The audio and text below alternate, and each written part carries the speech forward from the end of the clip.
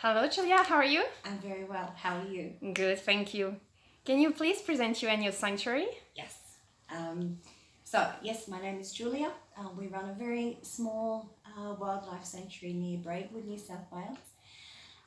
The sanctuary has been established for around 14 years, and our aim is to rescue and rehabilitate and release orphaned and injured Australian wildlife back to the wild. So at any number of times we have lots of little tiny joeys in care. They can be joey kangaroos, they can be joey possums. We mainly specialise in wallabies, kangaroos, wallaroos and possums. At the moment we have a very full house because we've had the fires. Oh, so how many do you have and what's the maximum you had during your career? Well, I think we've got 14 in care. 14. So in care means that they are like these two little beauties here. They're actually in our care to some capacity. So we have some that are here through motor vehicle accidents, through some of them have been caught in fences, and we also have others that are in here directly due to the bushfires. So 14 animals that are in our care at the minute, and we have quite a large number of animals that still visit us every day who have been raised through the sanctuary, and they come back each afternoon for feed and for water. So it's really lovely to see their progress. Thank you. So currently people from all around the world send you pouch to help the sanctuaries. Yes. And you have donation. Yes. Can you tell us till which age the joey use the pouch? Okay, so if it's kangaroo joeys, so normally we just try to copy what Mum does out in the wild. So normally a kangaroo joey would stay in the pouch until he or she is around 14 months of age, and at that stage they would start coming in and out of the pouch, so there would be less time spent in the pouch. When they're babies, of course, they're in their mummy's pouch all day, because they are fully dependent on their mum. For little joey possums, the time spent in the pouch is much less. It's maybe only up to 6 months. But yes, probably about just over a year for kangaroo and wallaby joeys. Okay, and wallaroos? And wallaroos. Yeah. Yes. So currently how many joey did you save from, or animals did you save from the fire? So the ones that came through this sanctuary, we've had, I can list the ones that have come through. Unfortunately, not all of them have made it, but they were certainly, given the best care that they possibly could have. Initially, there was a little joey kangaroo who was rescued by one of the firefighters who came in. Unfortunately, kangaroos can suffer from a condition which fairly much automatically makes their organs shut down, and this little joey unfortunately was severely traumatized. So he was one of our bushfire victims. We've had a brush-tailed possum who came in, who was hiding underneath somebody's car, I think, for 3 days before he was found. Unfortunately, he did not make it. My assumption is that he had severe inhalation of smoke. So unfortunately, he didn't make it. We've had 2 ring-tailed possums come in, which I'm very happy to say both of those have actually made it. One little guy took shelter under a log, and the sap, as the fire went over the top, the sap has melted into him.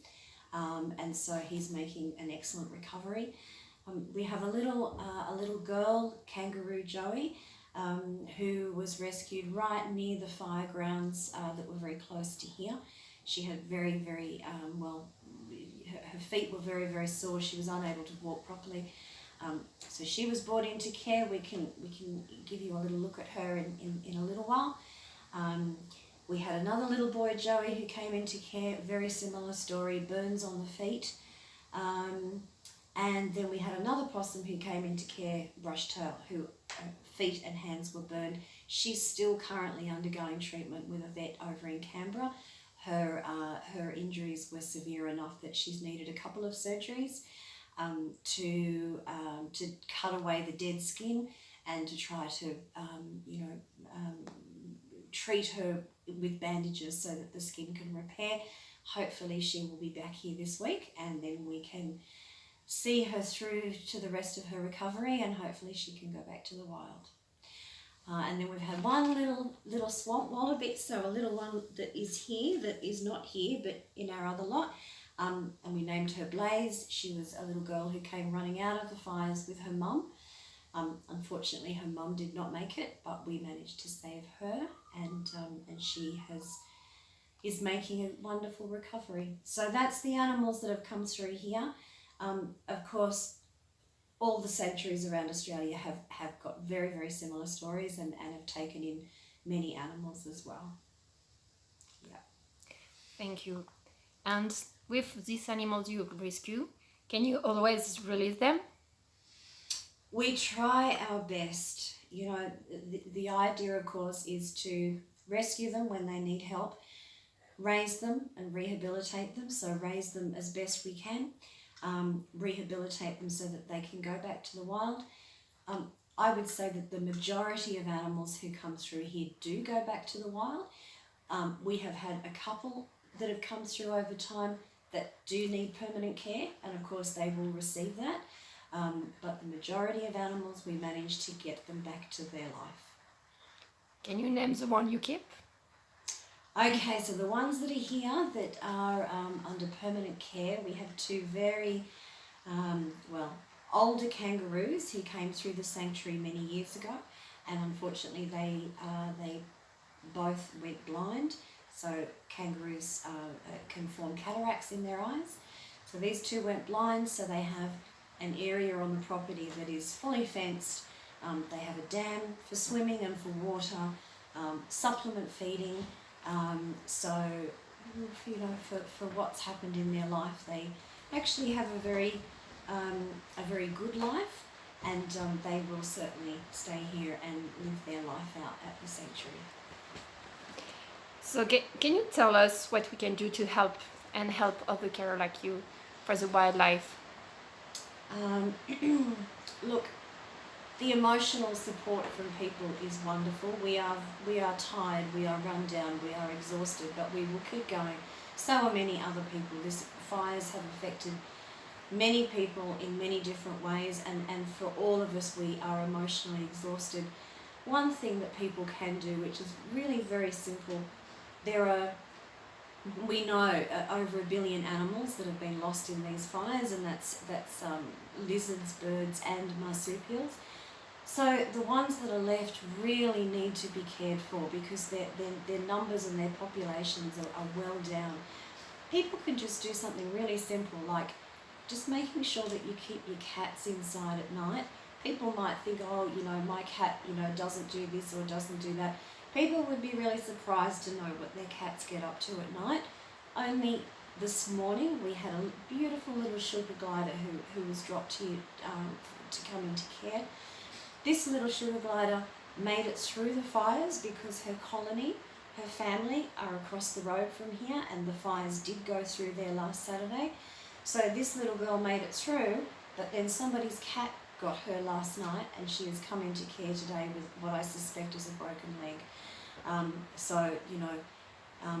One very simple thing that people can do is to think about how they can look after the remaining wildlife. It could be as simple as putting little dishes of food out, little dishes of water, and just, these animals are starving, these animals are thirsty and hungry because of the fires, because of the loss of habitat. So they are going to come closer to people's houses. And maybe we could just, spare a thought for them and put out a little bit of water at a minimum, and just, keep animals inside, and even dogs, just watch out that dogs aren't chasing things at night as well. Well, thank you very much. Julea, do you want to add something? Do I want to add something? We are overwhelmed by the support and the love that we have received from people. Australia has had a shockingly hard time in these last few years through drought, and particularly since well before Christmas with these fires. I'm sure it's been all over the news, no matter which country you're in. The outpouring of donations has been simply overwhelming. The support that we have received from people who are now helping us to put out food stations for the animals that are left, remembering that they have no habitat, so they are starving. So we have had so many donations. We have had medical teams who have been providing their services to us for free of charge.